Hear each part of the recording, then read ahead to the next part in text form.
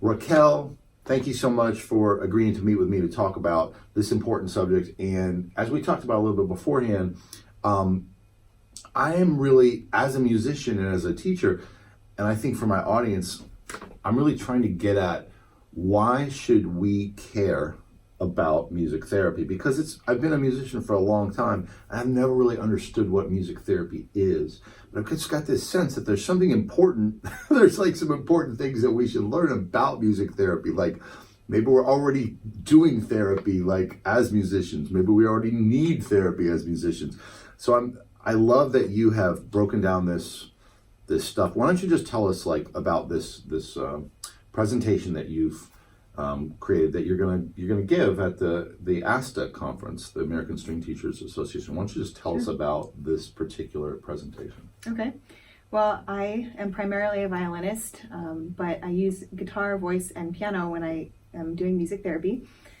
I've been teaching violin and other instruments since I was 15 or 16, and I didn't know about music therapy until I actually got to college.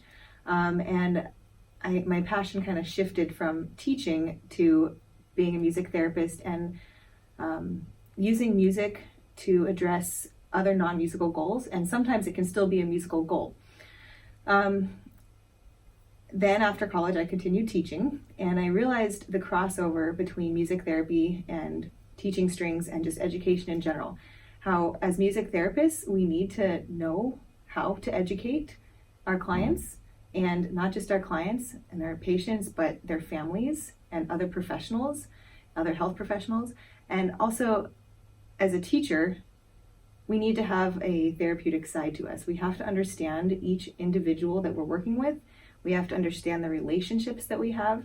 As a younger teacher, most of my students' parents are older than me. And how can we educate our parents, our students' parents, how to guide our students in the right way to practice, or maybe even some subtle parenting advice. Wow. And I think as a teacher, I've learned that the individual relationships that I have with my students, I'm able to recognize because of my education and clinical experience as a music therapist. Wow. But also in therapy and music therapy, we talk about being too self-aware. And if you are overly self-aware, then that can inhibit your abilities because you are only concentrated on being self-aware and you can't be in the moment. So there's always a balance of what am I doing in the moment, but also am I present in the moment? Am I actually hearing what my student is saying? And am I presenting it to them, the information to them in a way that they can understand and that they can transfer later on in their practice or down the road? Well, maybe if I rephrase the question like at a basic level, if I want to be a better teacher to my students, or if I want to be a better advisor to my students' parents, would it help me to do that if I was on some level aware of some of these ideas, these fundamental ideas that come out of studying music therapy, do you think? I think so, yes, Okay. definitely. Right. And on the other side of things, the performance side, being aware of, as I'm sure you are as a performer, being aware of how nervous am I, why am I nervous, and how can I channel these nerves to perform better. If you still get nervous, I don't know. But Yeah. or whatever it is that you're leaving from 5 minutes ago that you were just doing to get on stage, how can you be aware of how you're feeling at that moment and how prepared you are and make it the best performance you can?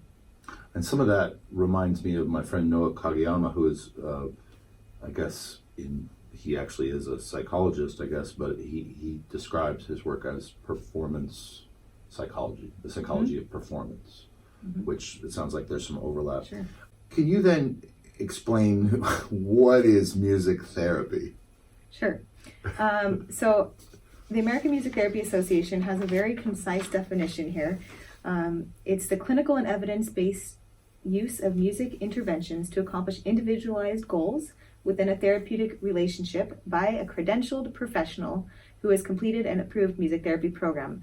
So basically what they're saying is working on non-musical goals, usually, although they can be musical, but through music. So using music to address social skills, cognitive skills, fine and gross motor, or expressive receptive communication, working with early intervention, which is ages 0 through 3, preschoolers, adults, in mental health, in medical settings, with veterans, with you name it, pretty much we have a wide variety of populations we can work with. Yes, again, the name of this is Bridging the Gap, Utilizing Music Therapy Techniques in Teaching Strings. Yes. Okay, so we start out with the definition of music therapy, and then the next part these are techniques. Yes. Sorry. Okay. Yeah, sorry, yeah, thanks. techniques, and I'm going to go to the therapeutic considerations here. So some of the things that are more music therapy type terms, like active listening. Are you really hearing what your students are saying, and not just the words and what they're trying to convey to you, but maybe their tone of voice is, their attitude, or something is different about them, and really just being there, noticing, hey, maybe I shouldn't push them as hard today, or maybe, they're really on a roll. I can really push them far. And I think it's important in lessons in order to create that relationship, to take 2 seconds at the beginning and ask, hey, how was your week, or how was your day? And it doesn't always have to be about the music, even though, yes, that's the goal of a lesson. Just like the point of music therapy is to use music to approach these goals. But sometimes I will go through almost an entire session without using music because there's just so much talk. Maybe I have a different relationship with my clients than they have with a talk therapist or their speech language pathologist or whoever. And just like a violin teacher can have a different relationship with their student than that student can have with their classroom teacher. So just being there and listening to what your student needs, which hopefully then in the end, like even if you spent a whole 2 minutes or 5 minutes at the beginning of a lesson just listening, maybe that'll help them concentrate better throughout their lesson. Or maybe they'll go home and practice because they felt like they were ready to play, or I don't know. So I guess the next thing is positive psychology. And this has to do simply choosing your words and addressing what the student's capabilities are versus what they can't do. And especially when I'm working with younger children, either in therapy settings or violin teaching, strings teaching, always addressing something in a positive way versus no, don't do that, or stop, or that's not right, but wait a second, let's try it this way, or have you considered this? But it's helping grow the self-esteem, which is another part of teaching and music therapy, is that we are there to help grow somebody, not to squash them. And then you mentioned consistency. What do you mean by that? Lots of different things.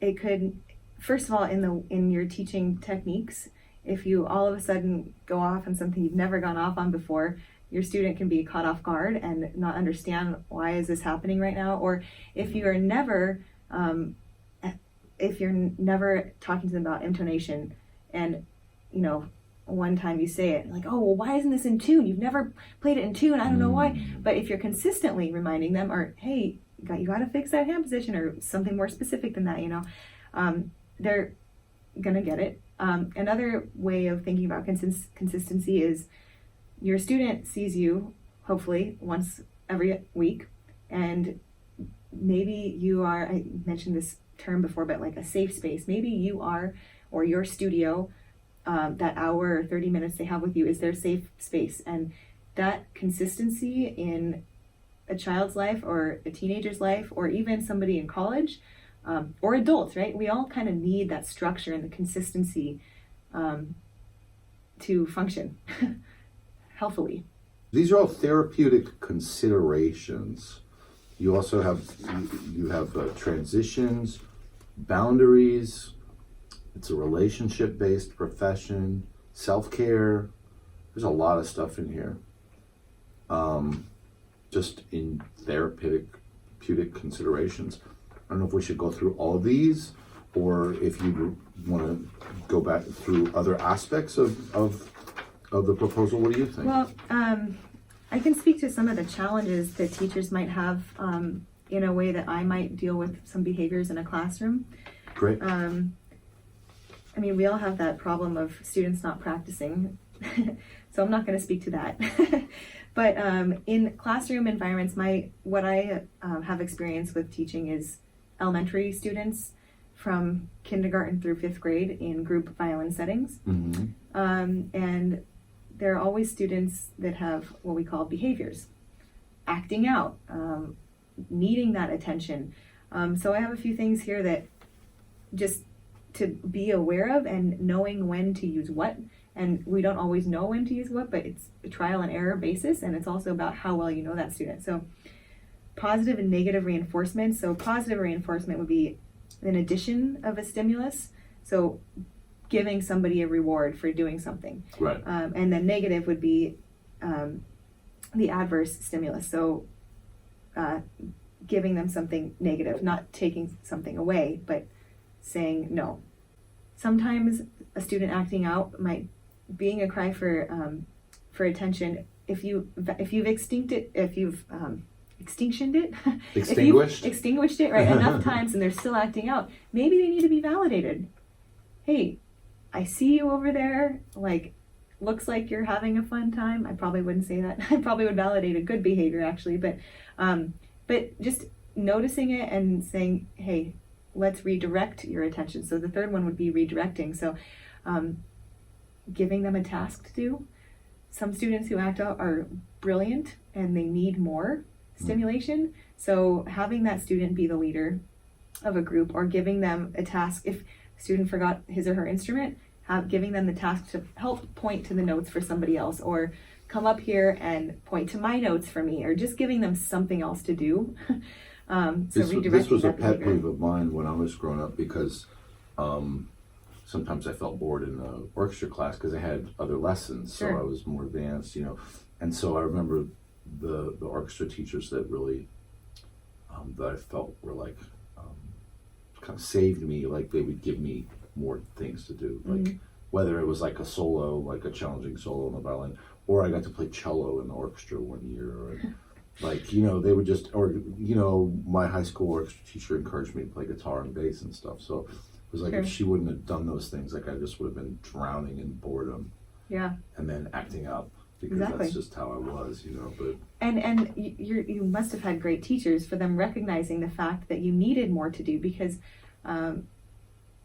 I've seen some teachers just say, stop, don't do that, stop talking, don't do this, don't do that, which is, it's not helping at all, and it's distracting the other students, and it's taking away from learning time.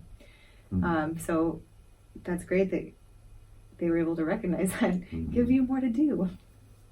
So some of these big bullets, I felt like sort of addressed all of these things, and so I wonder if you could talk about any of these. Okay. I'm not sure how they fit into your proposal exactly, but can we just talk about some of those? Like, Absolutely. Like, what's the importance of self-awareness? So this is taken specifically from a therapist perspective, but it's the therapist's momentary recognition of and attention to their immediate thoughts, emotions, physiological responses, and behaviors during a therapy session. But taking that outside of the therapy session, if we can notice how we're feeling, our emotions in the moment, or how our body feels, our physiological responses, our thoughts, what are we thinking? What are we thinking of? Are we in the moment? Are we actively listening, or is our mind somewhere else? Or are we judging something? And behaviors, how am I acting? Let's take physiological responses, for instance. If I'm sitting in a chair and I notice at a desk, everybody sits at a desk once in a while, and I notice my shoulders are up like this and I'm frowning and I'm typing away. But just noticing that, I can automatically release tension in my shoulders. I can notice that I'm creating wrinkles that I don't want. I can start to breathe. And if we can notice those things, if we're aware of it, then we're noticing it and we can fix it. Well, but what came up for me just then, though, is the idea of just video recording yourself or recording yourself. Mm-hmm. Because that's the best way probably to become more self-aware. I totally agree. And that's something that we talk about in new teaching for faculty here. They just mentioned that video record yourself teaching a class. Mm-hmm. See if there's something you say a million times that you don't like, or a certain body language that you do that looks weird, and I don't want to do that. I'm scared to do that. But when practicing, but you need to, right? I need to do that, yes. But when I've done it when practicing, Right. I've done it for my singing voice. I've asked my students to do it for their singing voice, Right. because we sound different to ourselves with a violin, a cello, our voice, than how others hear us. I always say the best way to improve as a musician is to record yourself and listen back. Yeah. I love it. And it's because I learned that from some of my mentors. I mean, like Bobby Floyd, I think he's around 60, but he still tape records every gig he does, and he'll just listen to little segments. And once I develop that habit, it's like I don't even need to practice as much. I can just by listening to what I did on last night's gig, I can just notice mistakes and things that are like unforced errors that are easy. Once you're aware, there are things you can fix. And like you say, you don't have to be obsessed about every single thing you do, but you can just notice like, oh, you always do this one thing. Sure. And that's self-awareness in your playing. It doesn't have to be physiological or emotional, but I think recording is a great tool. My research was specifically dealing with music therapist perspectives on how their self-awareness impacted work with adolescents. So speaking about adolescents specifically, it's a challenge to know as a therapist or a teacher, perhaps, what that teen is thinking in the moment, because they don't show as much affect typically, or they're not as you don't get immediate feedback like you do with a 4-year-old or even an adult maybe. But they're just like, okay, they're cool teens. And so, right. Yeah. And the blank slate. Yeah, exactly. I'm not going to give you anything. Yeah. Exactly. Which is why I was having that countertransference working with teens, because I don't know what you're thinking. Do you hate me? Do you want me in your room right now in the hospital? Right. So I'm like, I know. I experienced that a lot working with kids. Absolutely. And, with teenagers. Yeah. Yeah. And so focusing on knowing yourself as a teacher or the music therapist, the intensity of the adolescent world, this is from a study by McFerrin, but intensity of the adolescent world quickly returns the therapist or the teacher to their own experience, which is why that countertransference thing happens sometimes. So music is such an important part of an adolescent's life, and how are they using, as a teacher, how are they using the music that they're playing with you for themselves maybe, or are they using their practice time as more of like, this might be too deep for teens, I don't know, but as a meditation? Or if you're teaching an adult student, how do they use the music for themselves? And everybody has a different connection with their instrument and with music. For adolescents, it's hard for us to know what's going on with them, but maybe it's okay just to let the music do the work. And just noticing that it's okay if they don't respond the way I hope they are responding. Wow. But that you're still getting through to them in some way. That's great. So I also read this as suggestions for teachers, things that they can think about. So what is, for example, does a teacher have a teaching philosophy? How does teaching philosophy relate to this? Some of the things that I like to incorporate are improvisation in every sense of the word. So maybe if I'm teaching more classically based music, that might not occur as much in the music, but in what I'm doing that day. In my music therapy sessions, I am constantly improvising, because even if I have a plan, it might not go the way I planned. Just like if you have a lesson plan, who knows what's going to happen that day? Maybe 5 kids are absent, or you just have to throw it out the window sometimes and just completely improvise on what you know. And you have this thing here that says, "Who are you?" Mm-hmm. I guess I'd ask the same thing, like, why? How does this relate to music therapy, and how does it connect from that to being a teacher? Sure. I think this is just a reflection slide, a reflection time to think about, do I do these things, and have I thought about them, and what can I add, and how am I different around different students, and just noticing again who you are to your students is such a big part of growing as a professional. Because if you don't know who you are to your students, then you're just a teacher walking into the room. But you're there for your students, so you have to know who you are. That's great. That's great. Well, I love this, and it seems like there's like a lot more, and I want to throw this up for people to be able to look at your proposals. So we'll probably put this on the show notes page.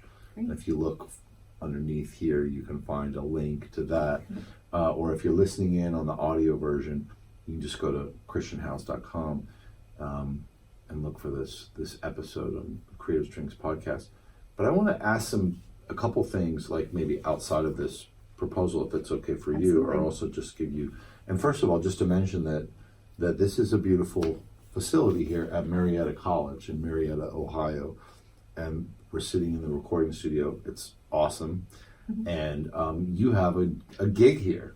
I do. So there's gigs in the world for music therapists, actually. Yes, there are. Lots of them. Like, can you talk about the opportunity that exists for someone who might want to be doing music therapy, and how much qualification would they need to get if they're already a musician? Or... Sure. Well, you can be a practicing music therapist after your undergrad degree. So that consists of your 4 years, hopefully 4 years of college. And then after that, there's a 6-month internship that's required. It works out to about 6 months total. Total, it's 1,300 hours of practicum or field work, but you get 2 years before your internship. So that's how 6 months is like about 900 hours full-time. And that's something that you apply for. And those internships are listed on the National Internship roster on the American Music Therapy Association website. And then after that, you are eligible to take the board certification exam, and you become a board certified music therapist. Wow. And you can work with literally any age, from pre-birth to post-death, with bereavement, in hospitals, mental health, correctional facilities, in schools, private practice. I am now the director of music therapy at Marietta College. I also have my own business, just doing private music therapy sessions, private teaching, still private gigging with violin. Yeah. But in order to be a professor at the higher education level, you need a master's. Sure. PhD is what's the word? Recommended. Thank you. Okay. I don't have a PhD, obviously. But you have a gig. You're I do. Yes. Like, this is like a, what's your title? My title is Director of Music Therapy, Assistant Professor. It's amazing. And I am on tenure track. Yeah, that's awesome. Incredible. But I have a Master's of Arts in Creative Arts Therapies, Music Therapy concentration. And I am here now. It's the first full year of this program, but we have these amazing brand new facilities, and I have 7 full-time music therapy students for our first year. Wow. And it's so people great. Could, so if someone was thinking about career path, they could come to here at Marietta College. They could get a degree in music therapy. Yes, it's a bachelor's of music in music therapy. Yeah. And what if someone already has a bachelor's in music, like performance or education, but then they want to like get qualified? Like, there is an equivalency program which means that I'm pretty sure it's about a 2-year process. Okay. And so you don't have to take all the general education requirements. We will be working on that soon. Cool. So it's not here yet, but But hopefully if someone was interested, within the they- next they few should call years you it'll be anyway, here. Yeah, definitely. I'm guessing if someone really wanted to come to Marietta College and we get that have some equivalency. interest in that, so that's why we're working on Yeah. that within the next couple of years here. Okay. So yeah, Yeah. definitely. Well, I feel like this has been super helpful to me. I know it's going to be super helpful to everybody else. I don't know if there's anything else you'd like to add. Is there a way people can connect with you? We're going to put it all up on the website, but is there anything else you'd like to add? I'm excited that you're here at Marietta College. We're going to workshop some students around the area and do a concert tonight. And I'm excited also to go to your Creative Strings workshop this summer again. I mean, that's all I have. If you can put my email up for anybody else who has questions specifically about music therapy or whatever on your. Okay. If they want to find you, can they find you at? I guess they could go to Marietta College and probably find your contact info there. Or is there a better? Yeah, my contact info is on Marietta College website. Okay. My own business is raquelchristinemusic.com. Got it. But any way you can find me. Is there because spelling your name, because Raquel is Raquel. Raquel. Yes. Right. Yep. Christine. Yes. Raquel Christine Music. Is that Christine with an H? CHRISTINE. Got it. And music is MUSIC. Raquel Christine Music, so they can find you there as well. Well, this has been awesome. Thank you so much, Raquel. Thank you, Chris. It's awesome.